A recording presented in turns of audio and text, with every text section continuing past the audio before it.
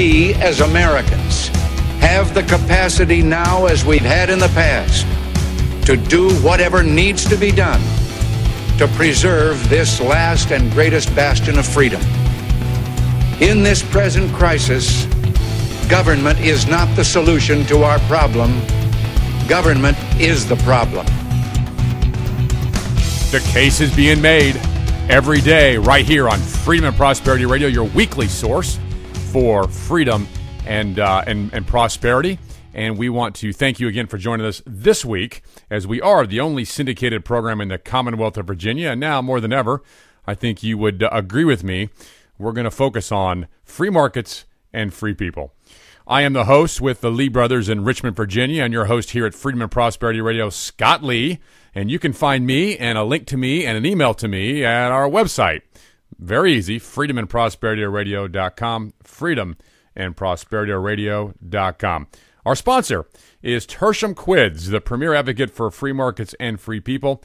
A ton of information about those two things also found on our website. And, by the way, there's a comment line. Yes, there's a comment line for those who'd like to comment. It is 206-666-8353, and you'll find it on our website. Also, a little link to me. Love to hear from you there. Home sales plummeted 27.25% in July. Plummeted, fell. Wait a minute.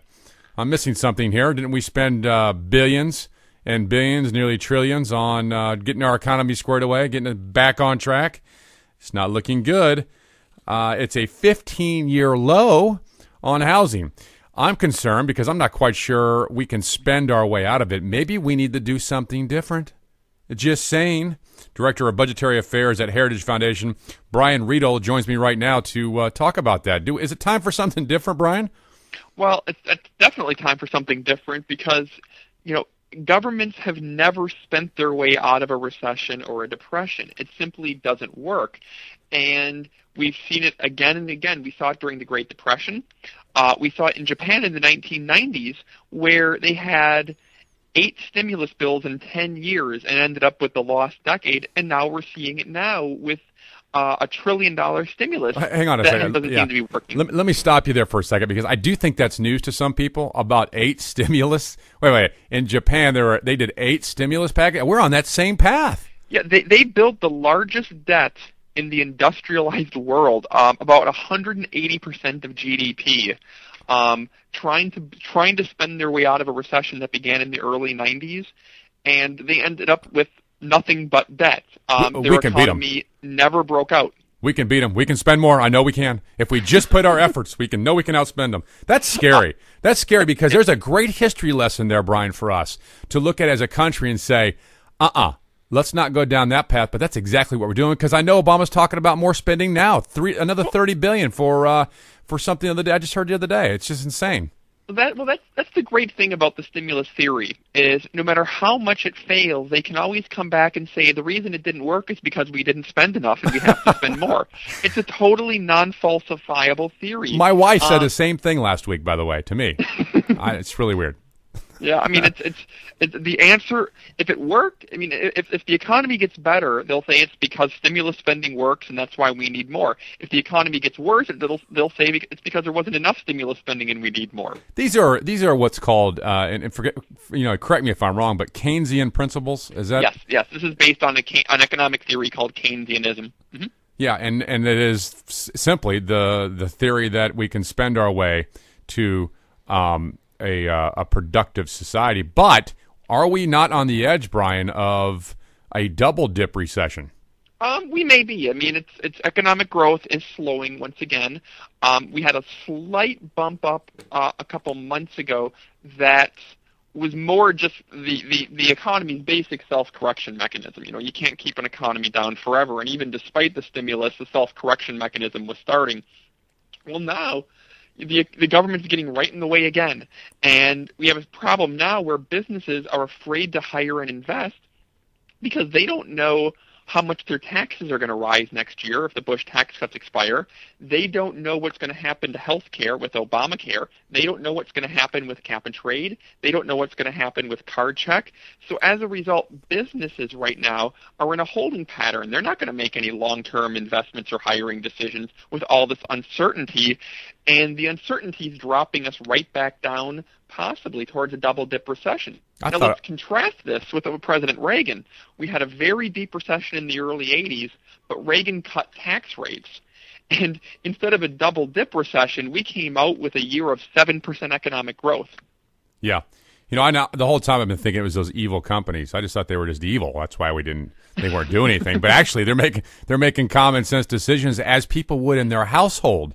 They do. It's what people don't understand is, companies are different than what you do in your house. I mean, you restrict. You're concerned about something that's going to happen. You're concerned about your job, income. You make different reactions, and that's what companies are doing in response to the economic policies of this administration.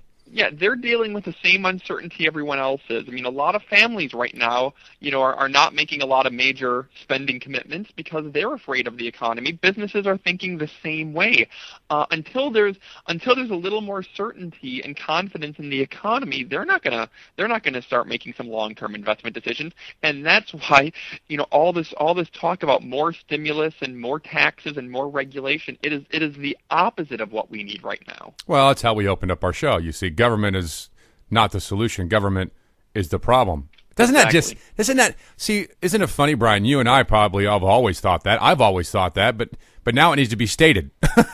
Wait a minute, yeah. I think we need to state this again. That's why we do. Yeah, people need to be reminded, but we're getting a reminder right now. We were promised the world with the stimulus. We were promised that that 3.5 million new jobs would be created by now.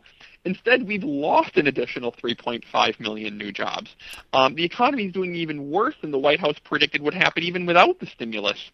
So if you want Exhibit A in how government doesn't work, here you go. Do you think they're waking up to this, Brian? Do you think the administration's starting to go, wait a second, maybe we shouldn't do this? You think they're too much of an ideologue in the Keynesian philosophy that no matter what happens, they're going to go through what Japan did with 8... I worry that the White House has drank the Kool-Aid. They've fallen in love with their own economic models, and they built these Keynesian economic models that just assume that if government spends money, the economy grows, and that's that. And if the economy's not growing, it's because the government hasn't spent enough money. And at this point, they're so married to their models that they're kind of blinded by the reality, unfortunately. And I'm not seeing much of a course correction because a course correction would require admitting error. Good so point. what a lot of people do, when their lifelong ideas start failing, is actually they redouble their commitment. They double down on it because it's very tough, for people to admit a course correction like they would need to. Every time I hear this spending of government money, I keep saying to myself, government doesn't have money. It takes it from us, is which the reason it's a disaster. Well, this is you have just hit on the main reason why stimulus spending doesn't work. When Washington spends $800 billion on a stimulus, the money doesn't fall from the sky. There is no vault of dollar bills sitting in the cloakroom behind Congress. Every dollar Congress injects into the economy must first be taxed or borrowed out of the economy. What we essentially did was we borrowed $800 billion out of the economy from individuals, from corporations, and from banks, and some from China, so that we could inject $800 billion into the economy. Now, if you take money out of one pocket and you put it in the other pocket, are we any richer?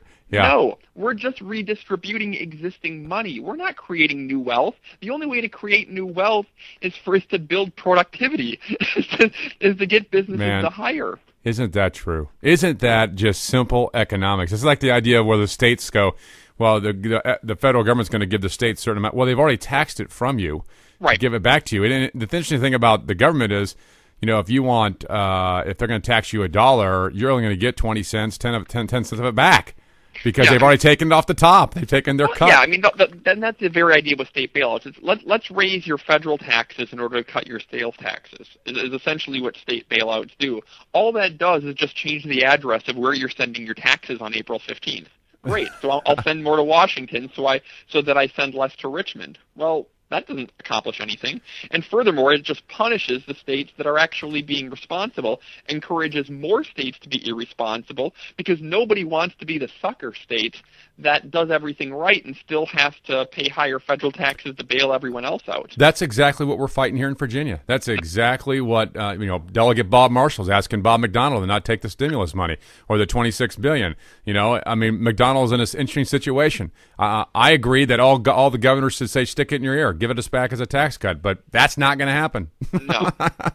And that's why, we're facing a huge fiscal problems down the line right now, and right now Washington is doing everything wrong to set up even more spending and more deficits in the future. Instead of shoring up our fiscal situation, they're making it worse. I feel better, Brian. I feel much better. Thank you so much for coming on and encouraging me to drive my truck off that cliff. I'm so sorry about that. Well, no, it's reality. We need to, I hate to say this term, but we need to wake the town and tell the people. It's enough is enough. Maybe that's what the Tea Party movement's about. That's why we're having this big convention in Richmond to get these like-minded people, and maybe we can. The thing about Obama, maybe he's waking us up, huh? Maybe he woke us up to what's really been going on for a long time. That would be the good that can come out of it. If it can really energize us towards solving some of these problems. Now, you're at Heritage Foundation. People can find more about what you're doing there, right? Heritage.org. We have all sorts of things, all sorts of recommendations on how to fix the economy, how to fix the tax code, how to rein in spending. We have 600,000 members. We'd always love to have more, and you can find a lot of our stuff on heritage.org. I will tell you this, just to give you an opportunity here. Morning Bell. What a great email blast. Mm-hmm. I don't know if our listeners know about this, but I'm on it, and it is just ripe with great information. Is the Morning Bell link right on the homepage? I forget even how I did that. I did it so long ago, but it's right there at heritage.org, right? Morning Exactly. And you can sign up for it and get it in your inbox every morning. And it cost us nothing. What a great feature. We're there for you. Brian Riedl, thank you so much, sir. Appreciate your help. Thank you. All right, have a good day. He's the Director of Budgetary Affairs at the Heritage Foundation. You want to hear this interview again? Go to freedomandprosperityradio.com. Stay tuned to Freedom and Prosperity Radio. We'll be right back after a brief message from our sponsors.